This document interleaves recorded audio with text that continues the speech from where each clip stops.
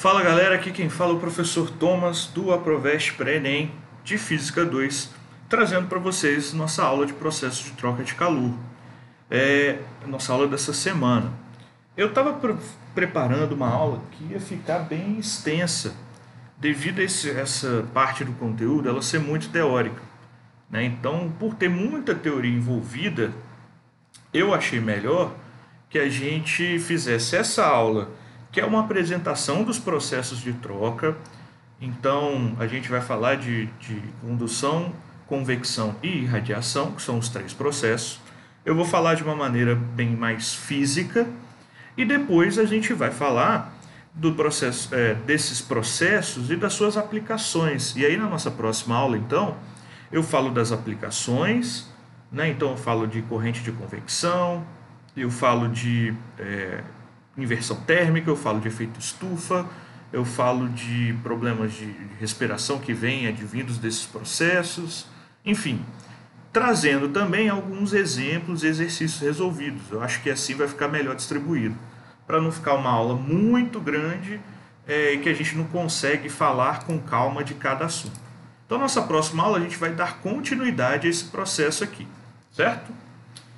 Com as aplicações que a gente usa no nosso cotidiano.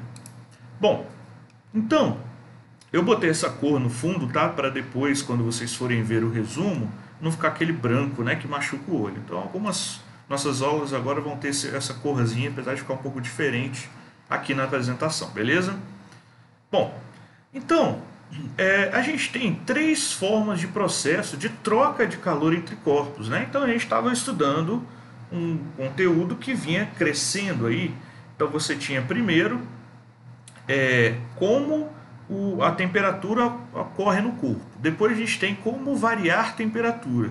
Depois a gente começou a estudar de que maneira a gente cria essa variação de temperatura no corpo, né? Apesar quando o corpo cede ou recebe calor. E agora a gente vai ver de que forma a gente pode trocar calor, tá? Temos três formas principais. Então, nesse primeiro exemplo, eu pego aqui uma panela que é toda metálica. Ela e o pegador dela, né, onde a gente aperta ali para segurar, são todas metálicas, é tudo metálico. E aí eu boto essa panela com algum líquido, água, no fogo. Essas moléculas aqui da base da panela, elas vão começar a esquentar por um processo de está aqui em contato quase que direto, se não direto, com o fogo, né?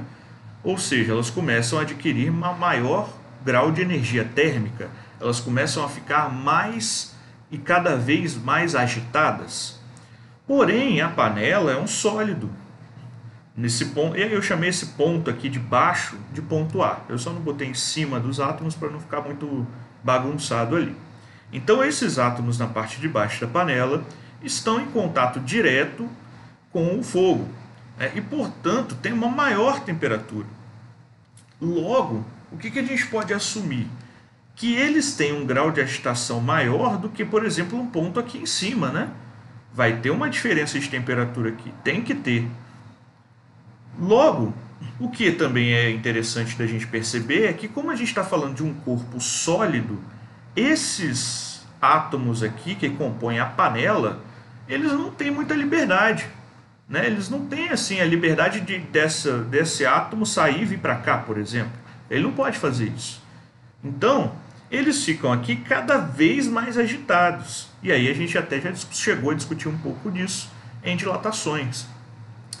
E aí, quando a gente continua esquentando essa panela, a gente vai criando uma diferença de temperatura, né? Aqui embaixo, muito mais quente do que a parte aqui de cima, sendo que os átomos estão meio que confinados nesses espaços. Ou seja, molécula a molécula, elas vão transmitindo o calor desse ponto A até, por exemplo, um ponto B que fica no pegador da panela, né? Onde a gente segura ela. Que isso acontece também, por exemplo, você vai fazer lá seu miojinho e aí você começa a misturar o miojo na sua água lá, né, e tal, misturar com um garfo bem fininho. E aí daqui a pouco o garfo começa a esquentar, começa a esquentar, começa a esquentar, até uma hora que você não consegue mais direito segurar no garfo. Então, os metais, por serem bons condutores de calor e sólidos, né? Então metais sólidos e bons condutores de calor, eles vão criar esse fluxo que a gente chama de calor. Essa movimentação do calor. As moléculas, elas não têm liberdade para se movimentar. Então, a maior temperatura sempre vai estar na parte de maior contato com o fogo, enquanto a menor temperatura vai estar na parte mais afastada. Porém, vai começar a haver um fluxo de calor e essa parte aqui vai começar a ficar cada vez mais quente. Aqui em casa eu tenho uma panela que é toda metálica, talvez não. Próxima aula eu devo fazer com a câmera e eu trago aqui alguns exemplos também. Nossa próxima aula vai ser bem prática, né? Onde que a gente vai usar isso? Eu vou trazer questões de Enem que caíram envolvendo troca de calor. Então, por isso que eu quis dividir, para não ficar uma aula muito extensa, ok?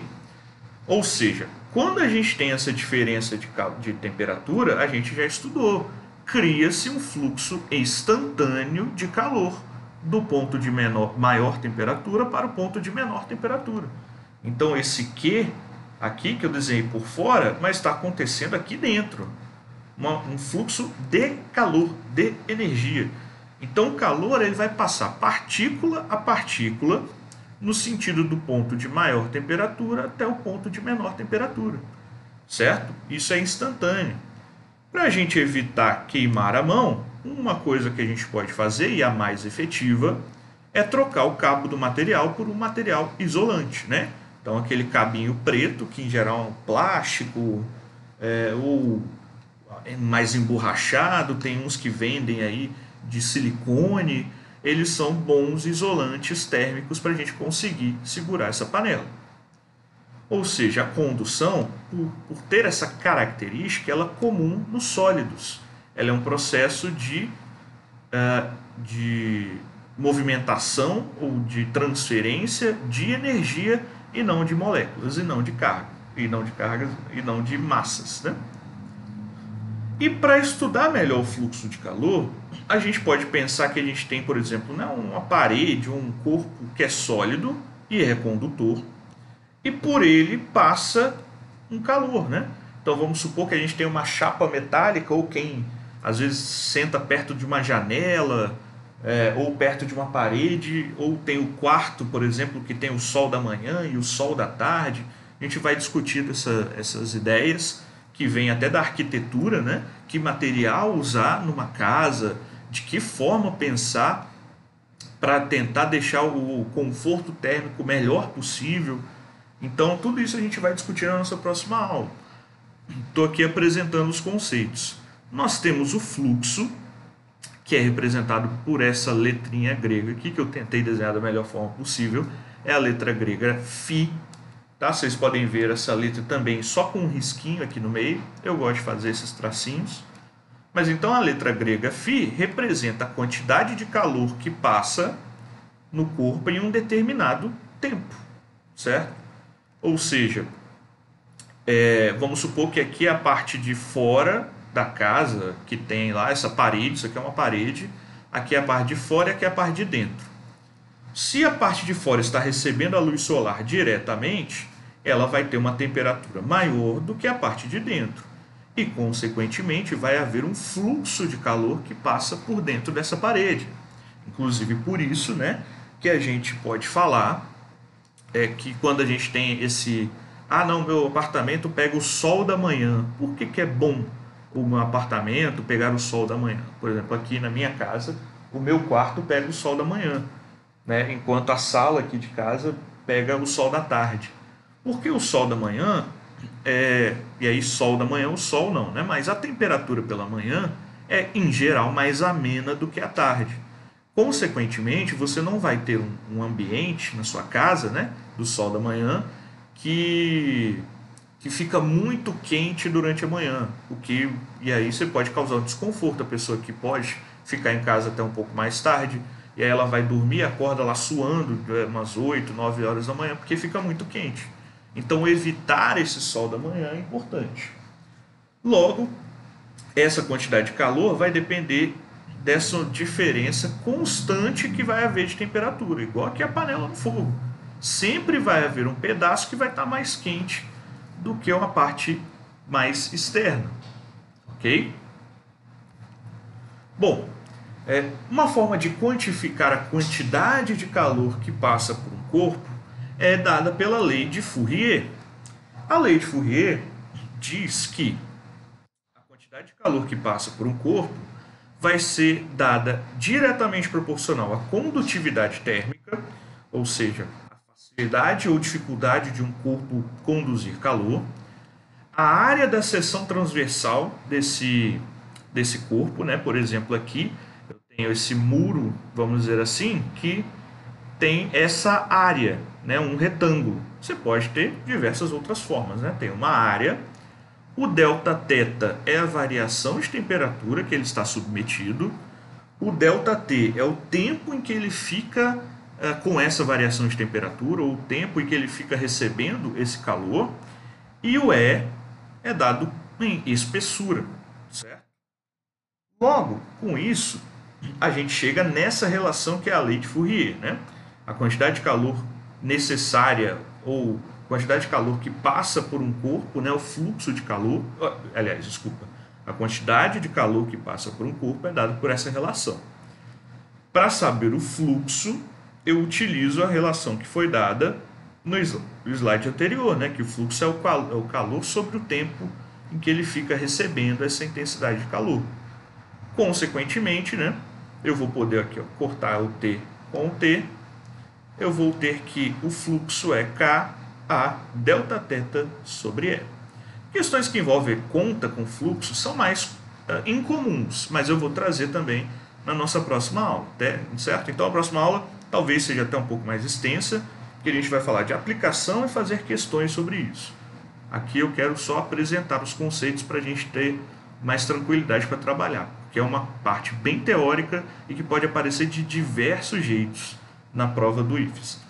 Tanto que na prova do IFES, não, na prova do Enem. Tanto que eu vou falar até de um pouquinho física moderna aqui com vocês para falar de radiação de corpo negro. Bom, o segundo método, ou a forma de transmissão de calor, é a convecção térmica. A convecção térmica, vamos falar um passo a passo aqui do que acontece, né? Então eu boto aqui essa panela ou essa bacia de água para esquentar. E nessa panela, esses átomos mais próximos ao fogo, eles vão ficar com maior agitação, meio que o que acontece com a panela. E inclusive essas moléculas em contato com a panela são aquecidas por condução térmica, que é o que a gente estava discutindo, né? A panela vai esquentar esses átomos mais próximos dele por condução, e esses átomos que estão de vermelho estão representando uma maior temperatura, enquanto os átomos aqui em cima de azul estão representando uma menor temperatura. Como os átomos de baixo eles ficam com uma maior agitação, eles vão ocupar um volume maior. E se eles ocupam um volume maior, eles vão ter uma densidade menor, porque a massa continua a mesma. Ou seja, a tendência desses corpos é subir, desses corpos moléculas, né? Subir. Porém, se ele está subindo, ele abre espaço para alguém ocupar essa posição dele. Enquanto esses átomos aqui em cima, como eles estão perdendo, quando eles estão perdendo calor o tempo todo para o meio, eles tendem a ter uma temperatura mais baixa, então eles tendem a descer. Ou seja, ao ocupar essa parte superior, a água perde calor para o meio, enquanto as moléculas de baixo vão voltar a esquentar. Então a gente forma esse desenho aqui, né? Essa ida e volta. A gente vai chamar esse movimento de corrente de convecção. Quando a gente bota a água para ferver, se a gente começar a olhar, tem uma hora que a água começa a se movimentar. Ela está criando uma corrente de convecção. A gente tem diversas aplicações de corrente de convecção. Então, de novo, eu só vou falar na próxima aula, certo? Bom, uma aplicação rápida para a gente ter uma ideia são os refrigeradores e as geladeiras, né? Porque vamos pensar o seguinte, grande parte das geladeiras são feitas com congelador na parte de cima. Por quê? Ao entrar em contato lá com o arroz que você botou na geladeira, fruta, leite, água, esse ar dentro da geladeira ele vai esquentar e tender a subir. Enquanto o ar que está aqui no congelador, e a gente vai estudar como esse processo acontece lá na termodinâmica, mas o ar que está aqui no congelador ele resfria e tende a descer. Por isso que congelador e geladeira não são coisas diferentes, tá? Logo, ele vai ocupar esse espaço, trocar calor com os objetos, né? Frutas, em geral, frutas mais embaixo. Aqui água a gente bota mais em cima, junto com alguma coisa mais fresca, né? Uma fruta e tal. Em geral, a gente vai deixar aqui. Vai trocar calor, esquentar, subir, o congelador vai resfriar. E por isso as prateleiras das geladeiras têm as aberturas, né? Tem as grades, justamente para facilitar esse processo de movimentação de ar. Então o ar quente sobe, o ar frio desce. O mesmo acontece com o ar-condicionado, né? Por que a gente, em geral, instala ar-condicionado nas partes altas da casa? Porque eu vou botar meu ar-condicionado, ele vai lançar um ar frio no ambiente. Esse ar frio, com o passar do tempo, com o passar do tempo não, o ar frio já tem a tendência, por ser mais denso, de descer. Consequentemente, o ar mais quente tem a tendência de subir, então você vai gerar uma corrente de convecção. Esse ar mais quente vai ser puxado pelo condicionador de ar, né, o ar-condicionado, vai ser puxado, jogado para fora e vai ser lançado um ar gelado para manter a temperatura ambiente. Então a gente vai falar de diversas aplicações da convecção, tá? Até aplicações na geografia, que provavelmente vocês vão ver ou já viram com Ezequias. A gente vai falar de uma forma física delas. Então, eu ia fazer a aula grandona com tudo, achei melhor dividir, ok? Bom, e o terceiro e último processo é o processo de irradiação térmica. Bom, a gente falou então do primeiro processo, da condução, que ocorre primordialmente em sólidos. E não é um processo de movimentação de matéria, e sim de energia, né? A energia que sai desse átomo passa para esse, passa para esse, passa para esse, até chegar aqui. Já na convecção, a gente tem uma movimentação de matéria, de molécula. Então a energia ela não é movimentada, quem se movimenta é a molécula. Já na irradiação, a gente não tem nem a energia sendo movimentada, vamos dizer assim, nem a carga sendo movimentada. Porque se a gente parar para pensar, como que a energia sai do Sol e chega até a gente? Né? Como é que o calor sai lá do Sol e chega até a gente? A gente tem que entender que o calor é um tipo de energia que se propaga por ondas eletromagnéticas. Então a gente tem um espectro visível que a gente vai tocar na próxima aula, mas quem fala sobre isso é o Eduardo. Eu vou falar de elétrica depois. A gente fala de eletromagnetismo, mas ele foca mais nas ondas eletromagnéticas. Só que a gente vai passar por cima. Eu preciso falar de algumas coisas para a gente compreender as aplicações. Então, esse processo é o processo de irradiação, né? Em que ondas eletromagnéticas elas vão se propagar devido a uma diferença de temperatura.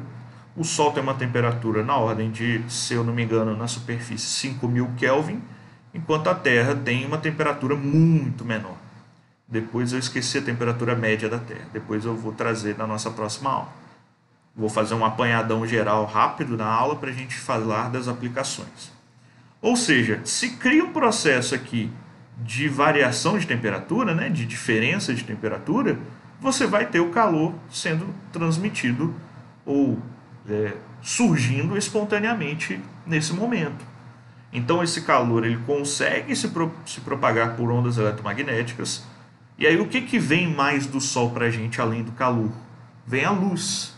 E a gente vai perceber que luz e calor, eles têm as mesmas propriedades. Logo, a luz, a energia, seja na forma de luz ou não, é visível, né, ou não, ela pode ser absorvida e pode ser refletida. Né? Se eu boto uma lâmpada ou uma lanterna em frente a um espelho, essa luz é refletida. Tecnicamente, o mesmo a gente pode fazer com calor. E a gente fala nas aplicações. Então, eu quis trazer a aula de hoje um pouco mais rápida. Eu estava montando ela para ficar bem grande, mas eu acho que é melhor dividir para a gente falar bem sobre esse tema que surge muito e é muito teórico. Você vê que a gente teve uma conta que surge muito pouco nas questões que eu encontro. Agora, as propriedades, as aplicações, elas surgem bastante. Então, na nossa próxima aula a gente continua. Tá? Foi uma aula rápida, mas uma apresentação para a gente continuar na próxima aula sobre essas aplicações, tanto tecnológicas quanto naturais, dos processos de troca de calor e como isso influencia na nossa vida. E aí, no mais, é isso. A gente se fala na próxima. Valeu, falou, gente. Tchau, tchau. A gente se vê. Estou com saudade de todos. Valeu!